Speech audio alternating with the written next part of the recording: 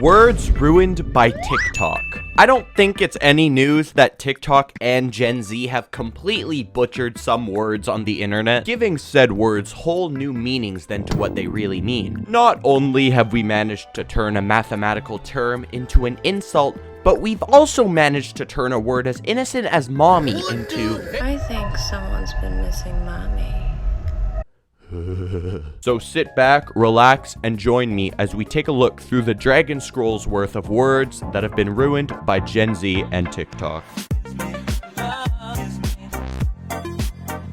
Now, I think the only appropriate way to start this list off is to make number one of the most commonly used words, and that's going to be ratio. Now, some of you, if not most of you, may know ratio as a term on social media. Here's an example. So little Timmy logs onto Twitter and says, "Man, what a beautiful day. I sure am enjoying this weather." Or something stupid like that, I don't know. Then, you know, someone in the comments will reply with, "This weather sucks.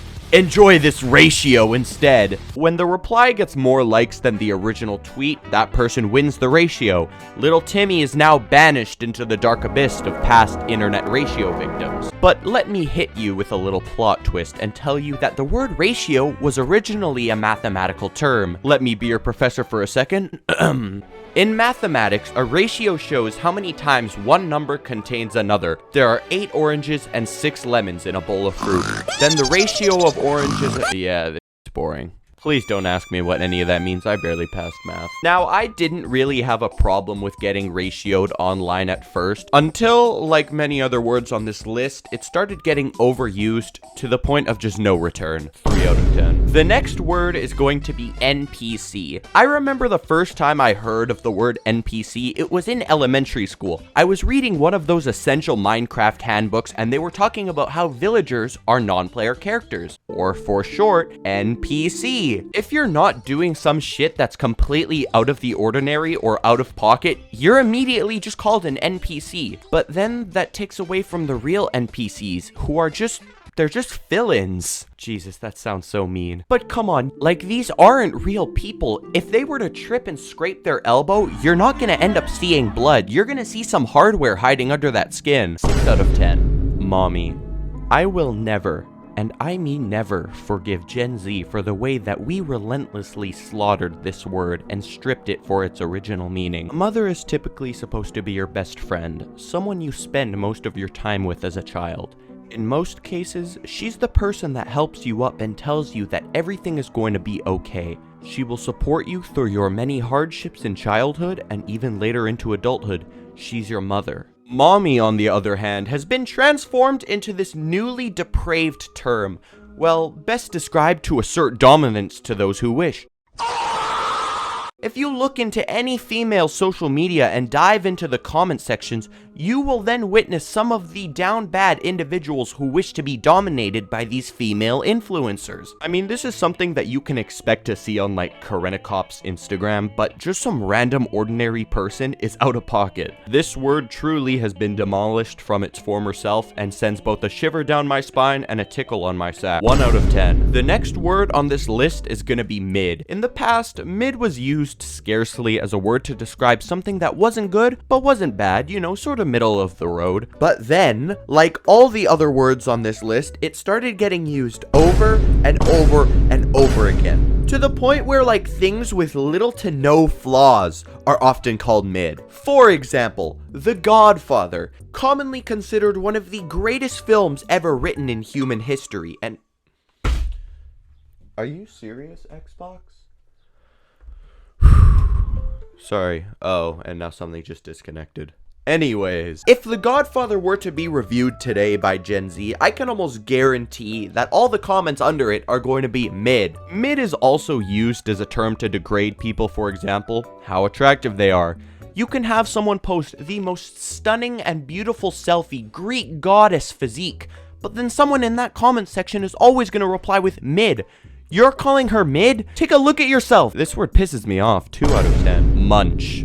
10 out of 10. Rizz. Now this word is fairly new, at least I think it is. In fact, I just found out that it's short for charisma like 2 months ago. I truly didn't know what it meant. So Rizz is best described as another word for spitting game and how good you are with pulling and sustaining.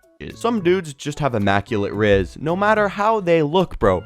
Like, they can walk up to, like, any of the Kardashians, and this dude is gonna be coming back with at least 2 of them. It's honestly scary what their secrets are. I don't know. But then you can have this super attractive Sigma male. No. I'm talking real Sigma male. But if you have no Rizz, you'll just get beat by Robert over there, who's scrawny and stinky.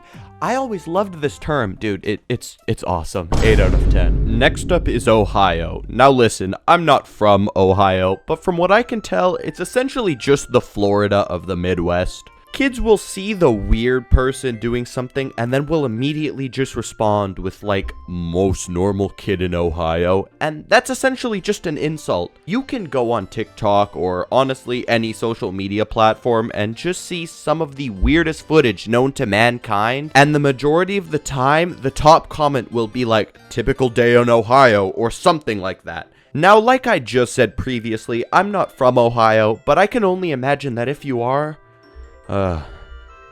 life must be tough for you, as I'm sure the constant slander you get on the daily is unbearable. 5 out of 10. The following word is gonna be stan. Now, the term stan originates from Eminem's song, Stan, which is about a fan of Eminem's who is obsessed over him, copying the way he looks, dresses, and pretty much everything.